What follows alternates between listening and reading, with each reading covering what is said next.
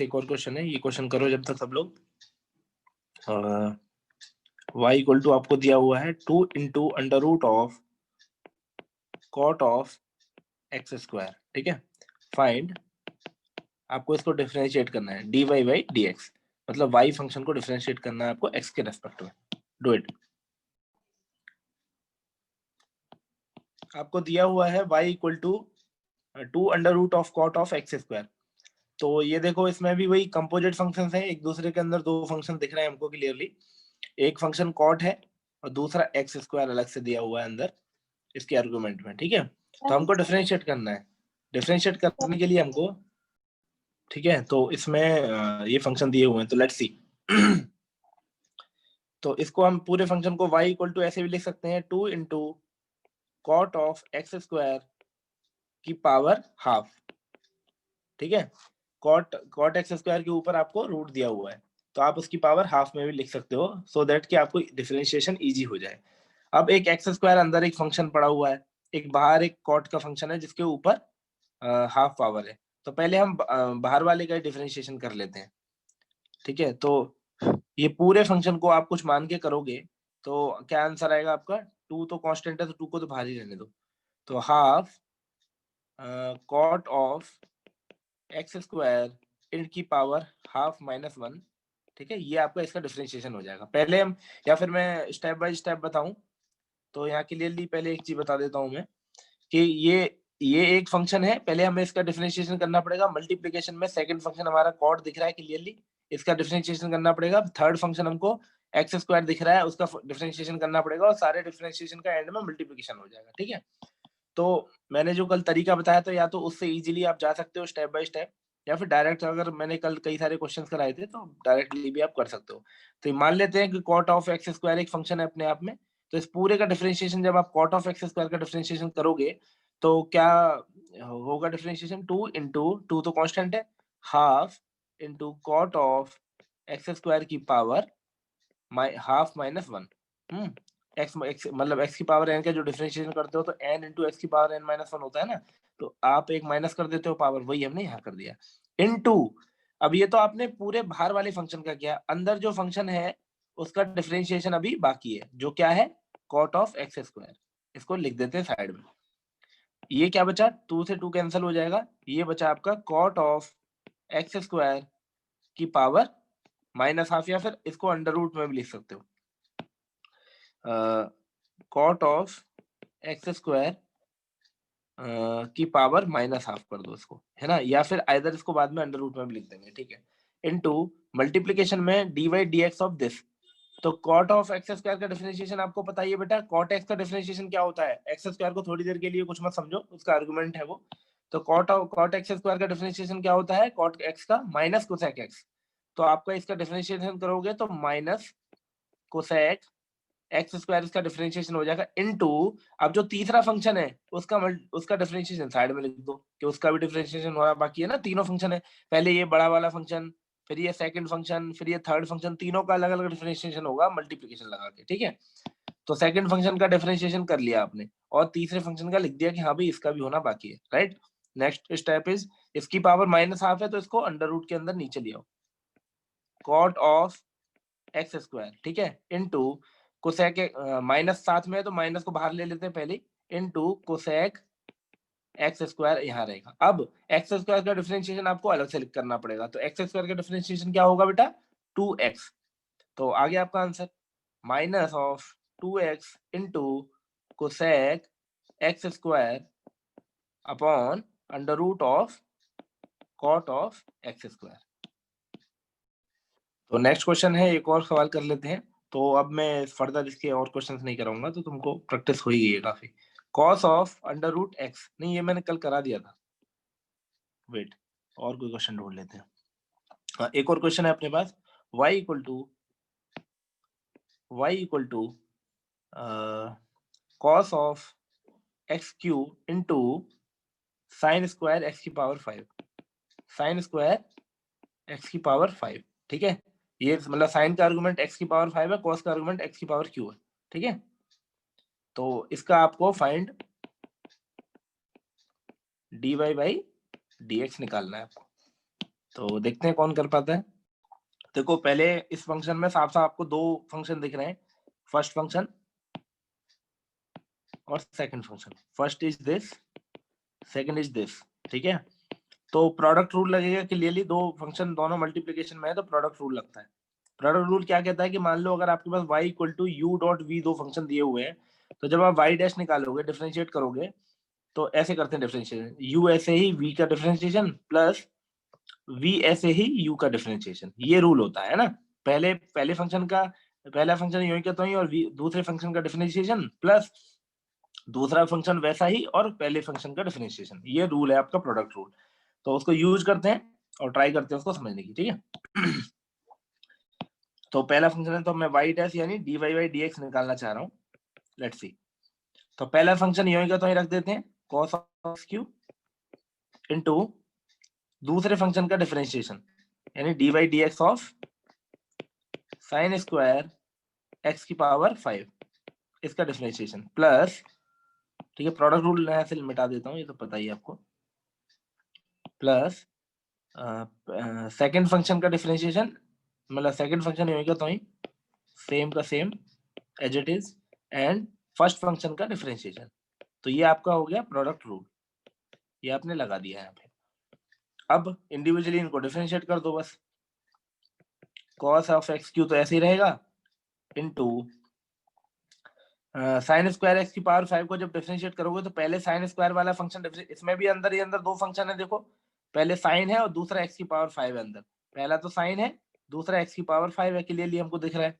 तो उन दोनों का डिफरेंशिएशन होगा अलग अलग वो भी, तो पहले यहाँ ब्रैकेट लगा दो क्योंकि लंबा फंक्शन आने वाला है वो। तो पहले साइन स्क्वायर का डिफरेंशिएशन करेंगे, तो साइन स्क्वायर तो एक नॉर्मल फंक्शन हो गया, तो 2 इंटू साइन ऑफ एक्स की पावर 5, अभी तो ये नॉर्मल फंक्शन की तरह हम बिहेव कर रहे हैं, ठीक है, into differentiation of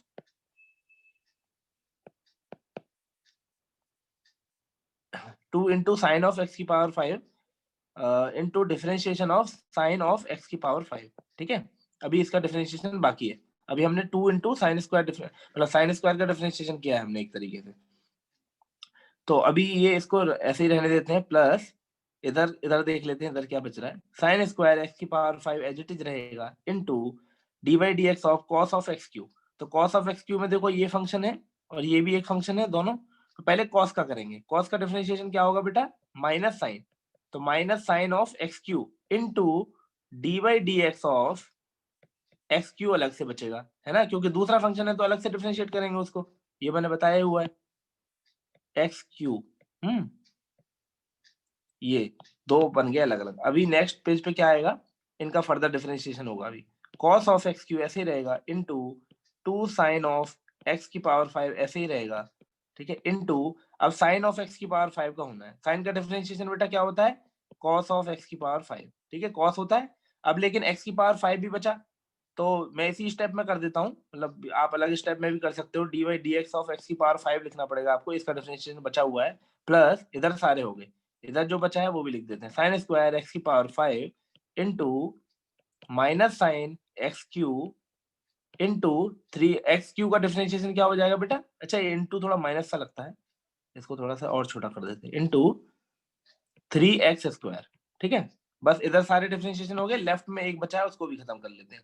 finally cos of x Q into 2 sine x की power 5 into cos of x की पावर 5 इंटू एक्स की पावर 5 का डिफरेंशिएशन क्या होगा बेटा, 5x की पावर 4, ठीक है, ब्रैकेट बंद, प्लस साइन स्क्वायर एक्स की पावर 5 आर्गुमेंट में into minus sine of x Q into 3x square, that's it, ये आपका फाइनल आंसर है। अब इसको वो कर लेना, सिंप्लीफाई कर लेना, प्लस माइनस कर लेना, वो डिफरेंट चीज है, वो अलजेब्रिक है, वो तुम कर ही लोगे, उस पर मैं ज्यादा ध्यान नहीं दे रहा, ठीक है।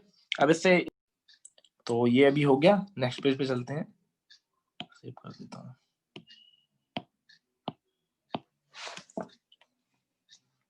नेक्स्ट क्वेश्चन है इम्प्लीसिट फंक्शंस का, एक क्वेश्चन है जो मैंने आपको पहले भी बताया हुआ है, implicit function y plus sine y equal to cos x, ठीक है, फाइंड dy बाई dx, क्या होगा dy बाई dx बताओ। तो इसमें इम्प्लीसिट फंक्शंस है, जहां जो जैसा लिखा हुआ है इम्प्लिसिट फंक्शंस का मतलब होता है कि आप y की एग्जैक्ट वैल्यू अलग नहीं कर सकते हैं, मतलब y इक्वल टू जो वैल्यू आप निकालना चाहते हैं वो आप अलग से नहीं निकाल सकते हैं। ऐसे फंक्शन को हम इम्प्लिसिट फंक्शंस कहते हैं, मतलब जहाँ पे y को सेपरेट नहीं किया जा सके x से। तो ऐसे फंक्शंस को हम डायरेक्टली डिफरेंशिएट करते हैं, ये मैंने तुम्हें पहले भी बताया हुआ है, तो ट्राई टू मेमोराइज इट। तो मैं इसका सोल्यूशन बता रहा हूँ, यहाँ पे सिंपल है, 2 लाइन में हो जाएगा ये। तो y का गुड। तो अभी क्या करना है, जैसे y प्लस साइन वाई लिखा हुआ तो यहीं से डिफरेंशिएट करना आप चालू कर दो। y का डिफरेंशिएशन आपको पता ही है, dy बाई dx है, प्लस साइन y का डिफरेंशिएशन क्या है, cos ऑफ y इनटू, और y का अलग से क्या है डिफरेंशिएशन, dy बाई dx। अब मैं ये रूल बता ही चुका हूँ आपको, फंक्शन के अंदर फंक्शन, तो साइन के अंदर जो फंक्शन है दूसरा वो y है, तो y का डिफरेंशिएशन अलग से आएगा। इक्वल टू cos x का डिफरेंशिएशन क्या होता है, minus of sine x। Okay, अब यहाँ से dy बाई dx को सेपरेट कर लो, 1 प्लस cos y बचेगा, कॉमन ले लेंगे तो माइनस साइन x बचेगा इधर, हेंस dy बाई dx जो आपका आ गया वो आ गया minus of sine x upon 1 plus cos of y। ये आपका फाइनल आंसर है। तो इस तरीके से आप इजीली इम्प्लिसिट फंक्शंस के भी डिफरेंशिएशन कर सकते हैं। आज थोड़ा बेसिक फंक्शन हम लॉगरिथमिक फंक्शंस के बारे में पढ़ेंगे, लॉग फंक्शंस, ठीक है। उनका डिफरेंशिएशन तो इजी हो जाएगा, लेकिन समझते हैं पहले लॉग होता क्या है। बेसिक लॉग के बारे में जानकारी होना जरूरी है। ये लॉग फंक्शन जो है रिलेटेड है पूरे एक्सपोनेंशियल फंक्शन से, ठीक है। जो एक्सपोनेंशियल फंक्शंस होते हैं ना उनसे ही रिलेटेड होते हैं लॉग फंक्शन, एक दूसरे के वो है ये, और वो कह सकते हो अल्टरनेटिव टाइप, या कुछ ऐसा कह सकते हो कि एक दूसरे से बहुत ज्यादा रिलेटेड है। ये मैं समझाता हूँ कैसे। देखो लॉग फंक्शन क्या होते हैं ना, ये जो फंक्शंस हैं, जैसे मान लो सपोज आपके पास 10 स्क्वायर है, इसको आप लिखते हो 1000, सॉरी 1000, 100, और वेट 10 की पावर क्यू है, इसको आप लिखते हो 1000, ठीक है।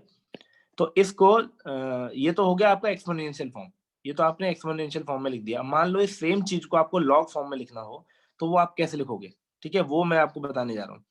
तो आप कैसे लिखते हो कि जो जो भी रिजल्ट होता है, ठीक है, जो भी रिजल्ट होता है और जो भी ये बेस होता है जिसकी पावर है, तो आप बेस और पावर को हमेशा ध्यान रखना है कि पावर हमेशा ये पावर है जो इसका है इसके उसमें,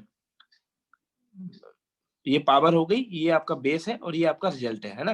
तो आपको क्या लिखना है लॉग लिखते टाइम, लॉग ऑफ, आप कैसे लिखोगे, तो यहाँ पे जो पावर में है ना उसको तो राइट साइड लिख दो सिंपल, ठीक है। पावर में मतलब जो बड़ी चीज है, आप याद रखने के लिए ऐसे समझ सकते हो कि पावर में मतलब जो बड़ी चीज है, तो बड़ी चीज क्या है, पावर में जो है, जो ऊपर 2 है, तो आपने 2 इधर लिख दिया।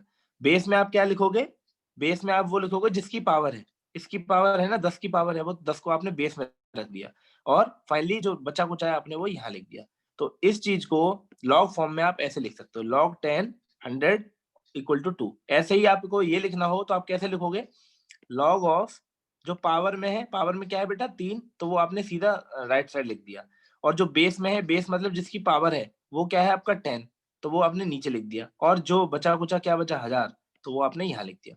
तो लॉग बेस 10 1000 इक्वल टू होता है 3। इसका मतलब है, इसको उल्टा अगर मैं यहाँ से लिखूं तो मैं ऐसे लिख सकता हूँ 1000 equal to 10 to the power 3, मतलब जो बेस है, बेस की पावर उतनी हो जाती है और ये रिजल्ट उसके सामने होता है, ठीक है। इस तरीके से आप एक्सपोनेंशियल फॉर्म और लॉग को इंटरचेंज करके लिख सकते हो। ये होता है लॉग का फंडामेंटल। और इसमें क्या है, कुछ और बेसिक चीज है, जैसे इसमें क्या है कि लॉग के जो बेस होते हैं ना वो डिफरेंट डिफरेंट तरीके के बेस हो सकते हैं, जैसे 1 हो गया, 2 हो गया, 3 हो गया, इस तरीके के अलग अलग बेस हो सकते हैं। लेकिन उसमें भी एक फंडा है कि लॉग का बेस हम कभी भी 1 नहीं रखते हैं। क्यों नहीं रखते हैं वो मैं तुम्हें बताता हूँ अभी। तो इन जनरल जो इसको रिप्रेजेंटेशन का तरीका है, इन जनरल वो जो हमारा लॉग रहता है उसको हम ऐसे लिखते हैं जो कॉमन लॉग है इसको बोलते हैं कॉमन लॉग। कॉमन लॉग में क्या होता है, फंक्शन हमेशा ए मानते हैं, log of A base something equal to something, है ना, जो भी आपने माना, मान लो log of A base b equal to हो गया x. Log a base b equal to x, ये कोई फंक्शन दिया हुआ है, तो इसमें लॉग का बेस क्या हो गया ए, रिजल्ट हो गया आपका बी, एंड एक्स उसके सॉरी लॉग ए और बी इसका आर्गुमेंट हो गया और एक्स इसका रिजल्ट हो गया। इस तरीके से इन्होंने बनाया हुआ है। तो ये बेस है, इसको बेस पढ़ते हैं, ठीक है। बेस क्या है? बेस है आपका ए, ये कॉमन लॉग है। एक होता है नेचुरल लॉग। नेचुरल लॉग में जो बेस है बेटा, वो हम ई इस्तेमाल करते हैं। ई एक फंक्शन है जिसकी वैल्यू बिटवीन 2 and 3 रहती है, 2.78 समथिंग कुछ वैल्यू रहती है उसकी। तो वो बिटवीन 2 and 3 जो है वेरी करती है। तो वो ई बेस को हम जो है नेचुरल लॉग बोलते हैं, ठीक है। तो इनकी प्रॉपर्टीज और वो मैं डिटेल में बता दूंगा अभी। पहले मैं समझाने के लिए कुछ बताना चाह रहा हूँ कि जब कभी भी आपको इस तरीके की लॉग की फॉर्म दिखेगी, तो log a base b equal to x मान लो, ऐसा कुछ फॉर्म दिखेगा, तो कुछ प्रॉपर्टीज आपको हमेशा दिमाग में रखनी है कि कौन कौन सी चीजें कभी हो नहीं सकती, है ना। जैसे मान लो पहली प्रॉपर्टीज तो ये है कि लॉग का जो बेस है, इट कैन नॉट बी, ये ऑलवेज ग्रेटर देन जीरो रहेगा। यानी बेस जो ए है हमने माना हुआ है, वो हमेशा ग्रेटर देन जीरो रहेगा, बट ये वन नहीं हो सकता कभी भी। देखो उसने एक ही प्रॉपर्टी में दो बात कह दी। ए जो है जीरो से तो बड़ा रहेगा, बट कभी भी वन नहीं हो सकता। क्यों नहीं वन हो सकता, वो मैं बताता हूँ आपको कैसे। देखो, आपने क्या किया, आप मान लो कि आपने जो अभी ऊपर सीखा है कि जितने भी एक्सपोनेंशियल फॉर्म है उनको आप, मतलब जो भी लॉग फॉर्म है उसको आप एक्सपोनेंशियल फॉर्म में कैसे लिखते हो? बेस की पावर को, जो रिजल्ट होता है उसको बेस की पावर पे चढ़ा के इस अंदर वाले आर्गुमेंट के इक्वल कर देते हो, है ना। जैसे मान लो इसको मैं एक्सपोनेंशियल फॉर्म में कैसे लिखूंगा? एक्सपोनेंशियल फॉर्म मैं लिख रहा हूँ, ठीक है। मैं कैसे लिखेंगे? A to the power x equal to b. ये लिखेंगे ना। अभी अभी हमने सीखा है ऊपर कि जो जो चीज पावर में है, जो चीज पावर में है वो रिजल्ट में आती है। यहाँ देखो रिजल्ट में है। और जो चीज बेस में है उसकी पावर होती है, और जो बीच में लिखा हुआ है वो रिजल्ट में होता है। ये आपने अभी भी सीखा है। अगर इसमें कोई कंफ्यूजन हो तो पूछ सकते हो। तो ए की power x equal to b है। अब यहाँ ध्यान से देखो, अगर मैं ए को वन रख दूंगा, अगर मैं ए को वन रख दूंगा तो वन की पावर एक्स, ठीक है, वन की power x equal to b. अब एक चीज और है इसमें कि एक्स की वैल्यू कुछ भी हो सकती है। एक्स की वैल्यू वन से लेके, जीरो से लेके इन्फिनिटी तक कुछ भी हो सकती है, बट इन्फिनिटी नहीं छोड़ दो। One two the power infinity जो इनडिटरमिनेट फॉर्म होती है उसको हम निकाल नहीं पाते हैं, तो इन्फिनिटी छोड़ दो। लेकिन इन्फिनिटी से कोई भी छोटा नंबर ले लो आप, वन की कितनी भी पावर रहेगी उसका आंसर हमेशा क्या होगा? वन की कोई भी पावर हो, उसका आंसर हमेशा रहेगा वन, ठीक है। वन की पावर एन अगर है, तो एन कितनी भी वैल्यू हो सकती है एक्सेप्ट इन्फिनिटी। इन्फिनिटी नहीं जाएगी क्योंकि one two the power infinity जो है इनडिटरमिनेट फॉर्म है, उसकी वैल्यू हमें नहीं पता है। बट इन्फिनिटी से छोटा कोई भी नंबर होगा और कितना भी बड़ा होगा, तो सारी वैल्यूज हमें जो है वन पे वन ही देगा। इसका मतलब ये है कि अगर मैंने बेस कभी किसी लॉग का वन मान लिया से, जो मैं कह रहा हूँ ना कि यहाँ पे वन नहीं हो सकता, अगर मैंने वन मान के यहाँ पे कुछ भी लिख दिया, थ्री इक्वल टू एक्स, मान लो सेवन लिख दिया, ऐसे कुछ लिख दिया, तो देखो वन, इसको एक्सपोनेंशियल फॉर्म में लिखूंगा तो one to the power seven हो जाएगा, सिंपल ये। क्योंकि जो देखो पावर में जो चीज होती है वो रिजल्ट में होती है, और जो बेस है उसकी पावर होती है। तो बेस ये वन है, इसकी पावर सेवन इक्वल टू क्या आया? थ्री। अब वन की पावर सेवन क्या होता है? वन। तो ये थ्री, ये बराबर नहीं हो सकते ना बेटा, तो ये गलत हो जाएगा। इसीलिए लॉग में जो बेस होता है वो बेस कभी भी वन नहीं हो सकता, क्योंकि वो किसी भी केस में, आप यहाँ पे दोनों, ये दोनों वैल्यू जो है थ्री और सेवन, यहाँ पे कुछ भी वैल्यू आ सकती है। लेकिन अगर आपने ये वन रख दिया तो ये कुछ भी वैल्यू आप नहीं रख सकते हो, क्योंकि इसके रिजल्ट जो है वन की पावर आप कुछ भी करोगे, ये रिजल्ट हमेशा आपका वन ही देगा, ये और कोई वैल्यू दे ही नहीं सकता है। समझ गए? इसीलिए जो है इसीलिए जो है इसकी, इसके बेस को वन वन नहीं रख सकते, ठीक है। वन नहीं हो सकता है इसका बेस कभी भी। तो लॉग का मैंने अभी आपको अभी अभी बता दिया कि वन वन बेस क्यों नहीं होता है, इसका एक्सप्लेनेशन भी साइड में दे दिया है कि लॉग का जो बेस है वो हमेशा जीरो से बड़ा रहेगा, बट कभी भी वन नहीं होगा, है ना। और इसकी क्या प्रॉपर्टी है जो इसके आर्गुमेंट में है, मान लो जैसे लॉग ऑफ सेकंड प्रॉपर्टी, ऐसा मान लो प्रॉपर्टीज में यही एक ये भी चीज है कि जो बी है, बी भी ऑलवेज ग्रेटर देन जीरो होगा, ठीक है। जो बी लिखा हुआ है ना वहाँ पे, जो आर्गुमेंट में, वो भी हमेशा जीरो जीरो से बड़ा रहना चाहिए। वो कभी भी नेगेटिव या हाँ नेगेटिव नहीं हो सकता भाई, वो इनडिफाइन हो जाएगा, फिर अनडिफाइन हो जाएगा वो। देखो मैं बताता हूँ कैसे। जैसे मान लो अभी अभी आपने a equal to a not equal to one आपने समझ लिया कैसे होता है। ऐसे ही मान लो कि मैं कोई भी बेस लूँ, लॉग ऑफ, मान लेते हैं आपने टू बेस पे कुछ जीरो वैल्यू ले ली से, और यहाँ पे कुछ कुछ भी रिजल्ट है, तो टू की power seven is not equal to zero ना।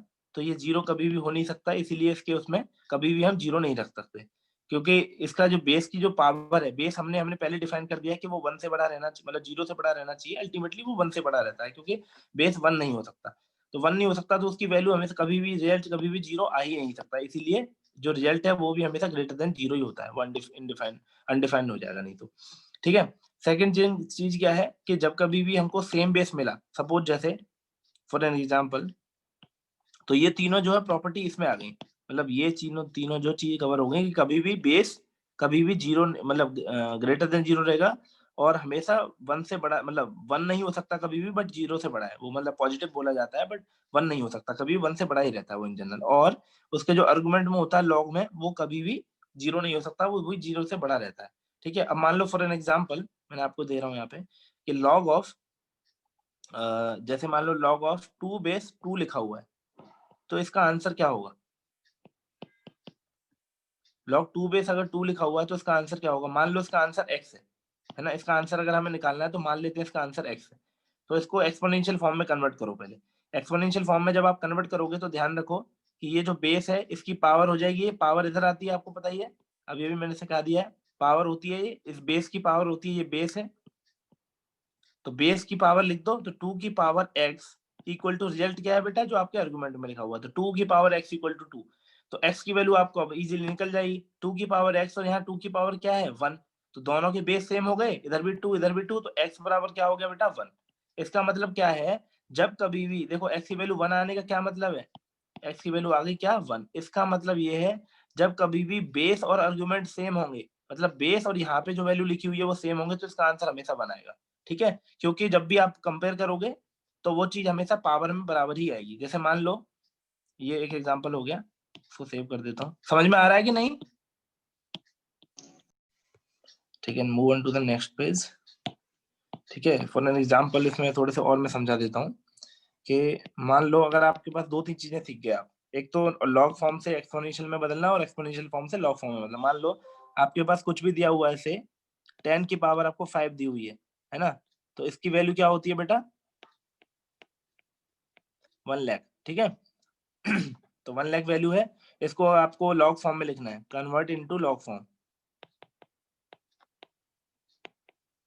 तो कैसे लिखोगे, जो पावर है लॉग लिख दो यहाँ पे, जो पावर है बेटा वो इधर आ जाएगी, और जो बेस है वो नीचे आ जाएगा, और यहाँ पे जो बचा हुआ वैल्यू है वो यहाँ आ जाएगा। ठीक है, तो इस तरीके से आप लॉग में कन्वर्ट कर सकते हो। और मान लो अगर आपको उल्टा दिया हुआ है, से लॉग बेस ए, यहाँ पे कोई नंबर दिया हुआ है x और यहाँ पे कोई नंबर दिया हुआ y, तो आप कैसे लिखोगे बेटा इसको, जो जो बेस है वो बेस में रहेगा, और जो ये पावर है वो पावर में आ जाएगी, और जो बचा हुआ है वो राइट साइड आ जाएगा, तो a to the power y equal to x भी लिख सकते हो। ये मतलब कन्वर्ट इट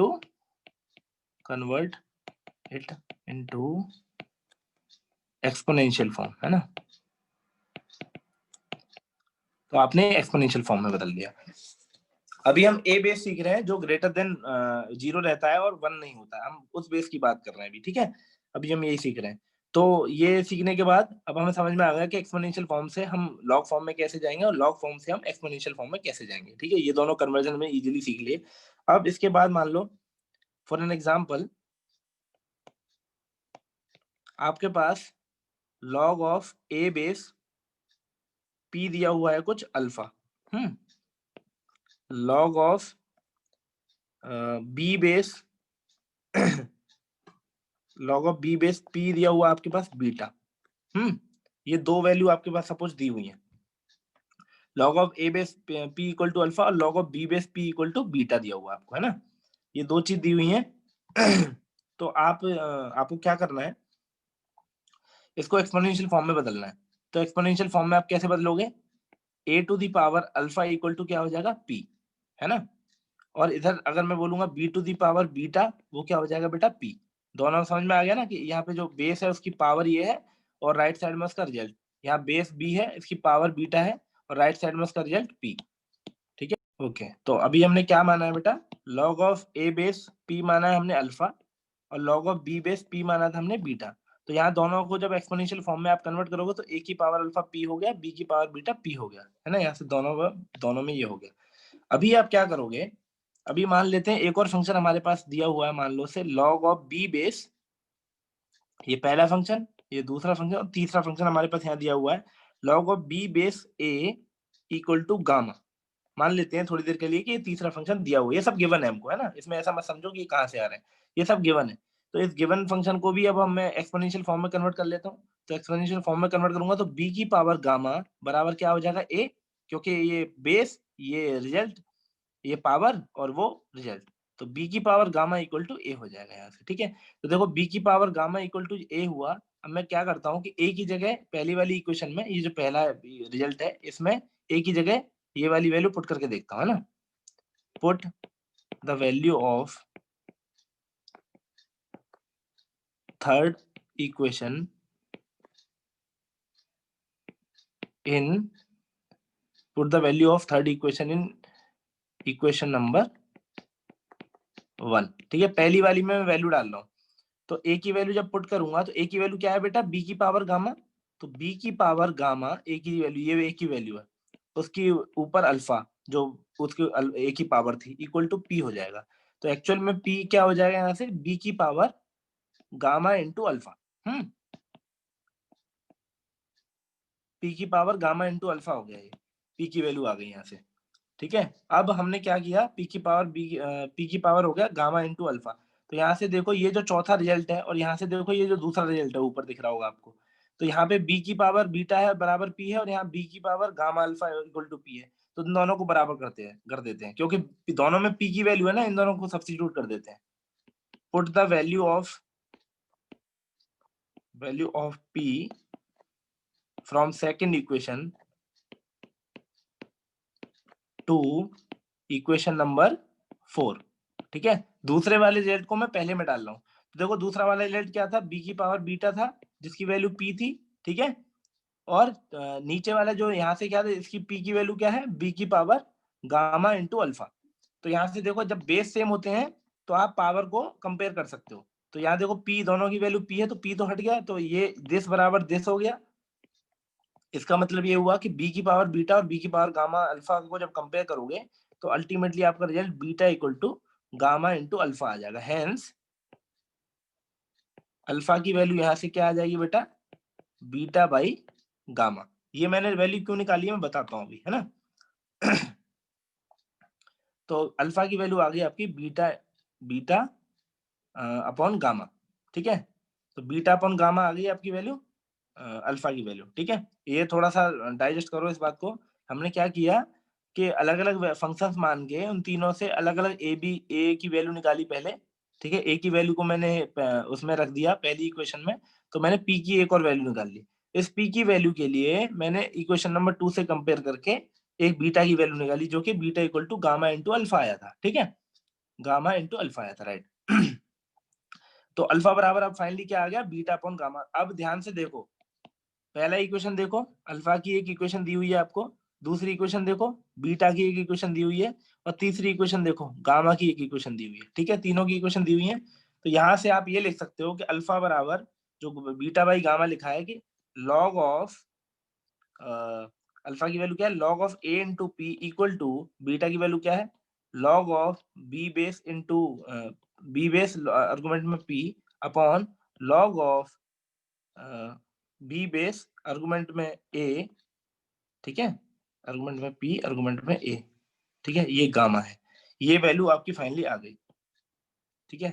तो देखो दोनों का बेस सेम है, इनका, इसका भी बेस सेम है, इसका भी बेस सेम है, दोनों का बेस सेम है।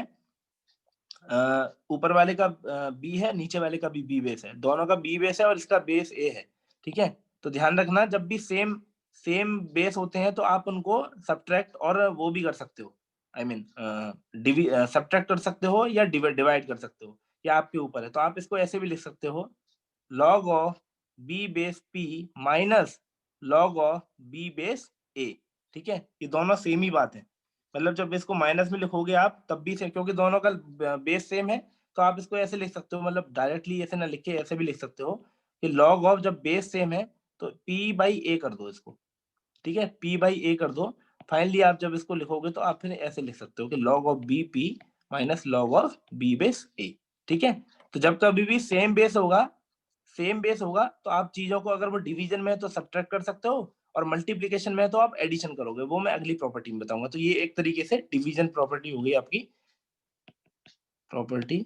ये सब जो कैलकुलेशन की है इसको भूल जाओ, इसको याद रखने की बिल्कुल जरूरत नहीं है, बस ये समझाने के पर्पज से, इलस्ट्रेशन पर्पज से था कि मैंने तुमको ये हर किसी का एक्सपोनेंशियल फॉर्म में बदला तो तुमको थोड़ा और कंटेस्ट हो गया कि एक्सपोनेंशियल फॉर्म में बदलते हैं क्या होता है।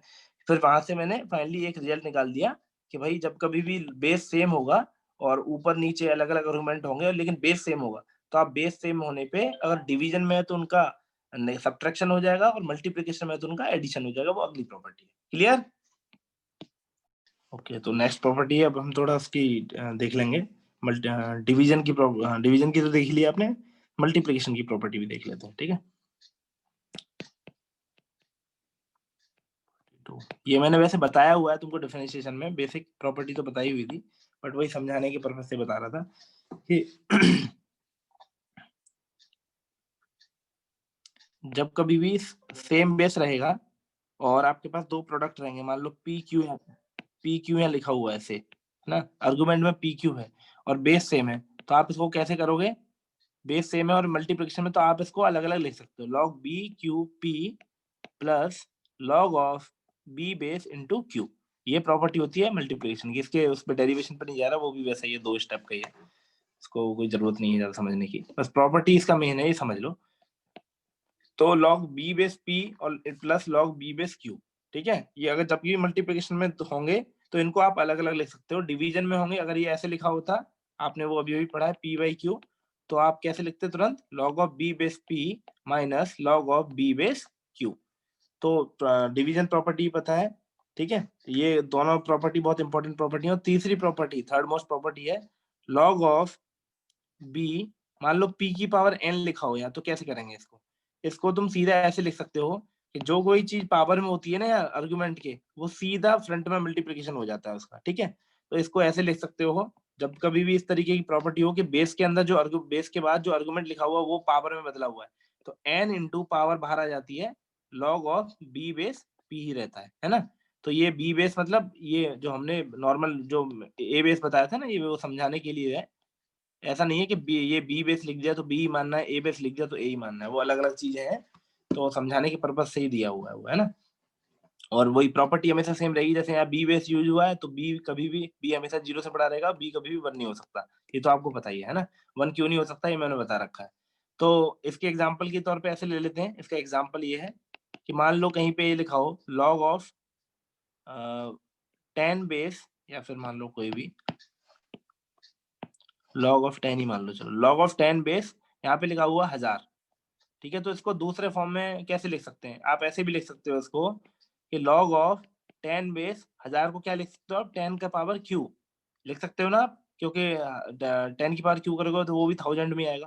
फाइनली आपकी ये प्रॉपर्टी बताइए कि जो इसकी आर्गुमेंट की पावर होती है वो फ्रंट में आ जाती है, लॉग की ये खासियत है। तो वो 3 प्रॉपर्टी है, 3 लॉग 10 बेस 10 आ गया है। ठीक है, तो लॉग 10 जो 1000 लिखा था वो आ गया क्या? 3 लॉग 10 10। और आपको याद होगा जब कभी भी बेस और आर्गुमेंट के सेम होते हैं तो उसकी वैल्यू क्या होती है बेटा? 1। अभी अभी बताया मैंने पिछले पेज पे। तो फाइनली इसका आंसर क्या आ गया? 3। तो ये जो log 10,000 लिखा हुआ था इसका आंसर, अब इसको जरा एक्सपोनेंशियल मान लो कि इसकी वैल्यू कुछ x है। अब जो मैंने सिखाया था उस फॉर्म से चलते हैं, ये तो मैंने तरीका बता दिया शॉर्ट में। अब मान लो हमने जो सीखा है, मान लो इसकी वैल्यू x थी, तो उसके हिसाब से पहले x को एक्सपोनेंशियल फॉर्म में कन्वर्ट करो। एक्सपोनेंशियल फॉर्म में आप कन्वर्ट करोगे तो कैसे करोगे कि जो भी यहाँ पे रिजल्ट है वो इसकी पावर बनेगा, यानी 10 to the power x equal to जो आर्गुमेंट में है वो 1000। ठीक है, तो 10 to the power x equal to 1000 को आप क्या लिख सकते हो बेटा? 10 टू दी पावर 3 लिख सकते हो। तो 10 टू दी पावर 3 लिख सकते हो। दोनों का देखो बेस सेम हो गया, अगर बेस सेम जब भी होता है तभी आप पावर को कंपेयर कर सकते हो।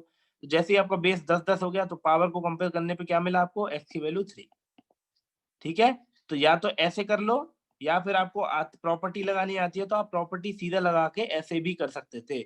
आपने 10 बेस पे प्रॉपर्टी लगा दी और लॉग 10 10, ये 1 इसकी वैल्यू आपको पता ही है 1 क्यों होती है कि 10 10 10 करोगे, अगर 10 की पावर जो जो भी होगी वो 10 के बराबर ही होगी, तो 10 की पावर क्या होगी? जो 10 की पावर ऐसी क्या हो सकती है जो 1 के 10 के बराबर ही रहे, तो x की वैल्यू यहाँ पे सिंपल 1 आ जाएगी, है ना। तो इसीलिए लॉग 10 10 की वैल्यू 1 होगी। आपको ये मैंने पिछले पेज पे बताया हुआ है, जब भी बेस सेम होंगे उसकी वैल्यू 1 होती है। ठीक, तो ये आप इस तरीके से इन प्रॉपर्टीज का यूज करके इजीली आंसर ले सकते हो, और बड़े क्वेश्चंस में बड़ी हेल्प होती है इन प्रॉपर्टीज को लगा के। जब डिफरेंशिएशन भी करोगे उसमें भी लॉग आता है, तो ये वो है। ठीक है, सेकंड थिंग इज कि ये तो हो गया नॉर्मल लॉग जिसका बेस आपको पता है ए बी या कुछ भी जो मान लेते हो, जो जी ग्रेटर देन 0 है 1 नहीं है। एक होता है नेचुरल लॉग। ठीक है, नेचुरल लॉग क्या है?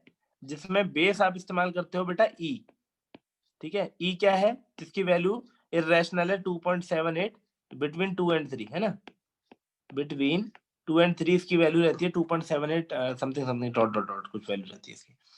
तो ऐसे फंक्शंस में जब log बेस ई हो ना, log ई बेस कुछ भी लिखा हो तो उसको जनरली ln x बोलते हैं। मतलब log ई बेस को log के साथ में जब ई बेस होता है तो उसको ln पढ़ा जाता है, l और n दो ही पढ़ा जाता है कि नेचुरल लैग है, log नेचुरल। तो नेचुरल पढ़ने के लिए इसको l और n छोड़ देते हैं और आर्गुमेंट में जो लिखा होगा वो तो साथ में आएगा ही आएगा, है ना। ऐसे ही मान लो कि log ई बेस कुछ भी लिखा हो यहाँ पे 1000, तो इसको ऐसे लिख सकते हैं हम ln 1000, ठीक है। तो हम जो डिफरेंशिएशन पढ़ते हैं log x का, वो डिफरेंशिएशन एक्चुअली नेचुरल लॉग का होता है। इस वाले का हम डिफरेंशिएशन नहीं पढ़ते हैं, क्योंकि अगर ऊपर वाले का डिफरेंशिएशन करोगे तो वो 1/x नहीं आएगा। dy dx ऑफ जब आप ln x करते हो तो उसकी वैल्यू आपको पता ही है 1/x, बशर्ते जो ln है ना, यहाँ पे जो log लिखा हुआ है उसका बेस e है, ठीक है। ये वाला जो अभी अभी हमने पढ़ा है नेचुरल लॉग है वो, इसीलिए उसका डिफरेंशिएशन 1/x है।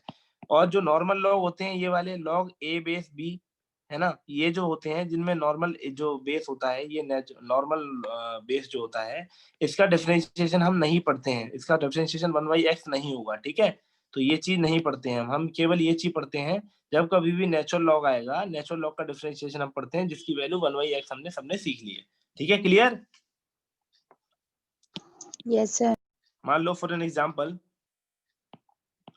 आपके पास दिया हुआ है e की power x equal to example x equal to e की पावर log x दिया हुआ है, ठीक है। तो अब इसको जरा नॉर्मल तरीके से सॉल्व करके देखो, x बराबर e की पावर log x। तो इसको जब नेचुरल आप log लोगे दोनों साइड, है ना, तो log लेने की जब कोशिश करोगे तो ये हो जाएगा log of x equal to log of x equal to हो जाएगा आपका log of sorry e to the power log of x, ठीक है। आपने दोनों साइड log लिया तो इधर log लोगे तो सिंपल log x आ जाएगा, और इधर log लोगे तो जो ऊपर होता है ना पावर में, जब जब भी log आप लेते हो दोनों साइड, तो जो ऊपर होता है उसका मल्टीप्लिकेशन हो जाता है नीचे, और जो अंदर आर्गुमेंट में आता है वो साथ में आता है। तो आर्गुमेंट में आपका log जैसे ही मैंने लिया बाहर, तो बाहर log आ गया और अंदर ये पूरा का पूरा फंक्शन आ जाएगा, ठीक है। ये चीज ध्यान रखना हमेशा। जैसे मान लो यहाँ पे, ये तो ज्यादा बड़ा एग्जांपल हो गया, से मान लो यहाँ पे ऐसे कुछ फंक्शन होता y इक्वल टू क्या होता, x की पावर n होता सपोज, x की पावर n होता, y की power y equal to x की पावर n। तो दोनों तरफ जब मैं log लेता तो ये होता log y equal to log of x की पावर n, ठीक है। वो अलग बात है कि x की पावर n है तो n जो पावर में होती है वो log बाहर छोड़ देता है, तो n log ऑफ x हो जाएगा finally log y equal to. तो जब भी हम log लेते हैं दोनों साइड, तो log लेते टाइम ये जो log है वो उस पूरे फंक्शन का लिया जाता है, तो जो पावर है ना एक्चुअल में वो सामने निकल के आ जाती है, ठीक है। पावर सामने आ जाती है, वो मैं बता दूंगा अभी अगले पेज पे। तो जो क्योंकि हम जब भी पावर में होते हैं किसी की एक्सपोनेंशियल फॉर्म आती है तो लॉग लेना हमें इसीलिए इजी होता है, इसीलिए हम बार बार उसका लॉग लेते हैं कि जो भी पावर में अगर वो हमारे से फंक्शन सॉल्व नहीं हो पा रहा है या कोई प्रॉब्लम है तो वो नीचे आ जाए, ठीक है। लॉग लेते ही ये जो चीज है ना ये सीधी मल्टीप्लिकेशन में आ जाती है। द मोमेंट आप लॉग लोगे तो प्रॉपर्टी लगाओगे मल्टीप्लिकेशन में आ जाएगी, तो आपको हैंडलिंग इसकी इजी हो जाएगी। इजी हैंडलिंग होने के लिए हम ये करते हैं, जब ये इजी हो जाएगा तो फिर आगे अलजेब्रिक सम है जो आपको इजीली कर पाओगे। ठीक, क्लियर, समझ में आया?